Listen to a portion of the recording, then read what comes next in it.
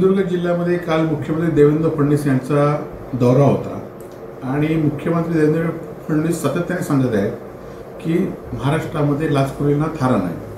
परंतु दुर्दैवाने मुख्यमंत्री देवेंद्र फडणवीस यांच्या दौऱ्याच्या वेळी स्वागताच्या वेळी सिंधुदुर्ग जिल्ह्यातील प्रशासनाचे मुख्य जे अधिकारी आहेत ते बाजूला, महायुतीचे पदाधिकारी बाजूला, परंतु 2 लाचखोर ज्यांचं निलंबन झालंय असे तलाठी आणि ज्यावर आम्ही सातत्याने आरोप करतोय की वाळू माफिया या जिल्ह्यामध्ये त्यांचा आका कोण आणि खरं तर या तलाट्यांच्या लाचखोर तलाट्यांच्या मार्फत मुख्यमंत्री सत्कार करणं याला मुख्यमंत्र्यांचा पाठिंबा आहे की काय किंवा ह्या मागचा आका कोण हे सांगण्याची गरज निर्माण झालेली आहे। टाइम्स डिजिटलला लाईक करा, शेअर करा, सबस्क्राइब करा आणि बेल आयकॉन दाबायला विसरू नका। Times digital.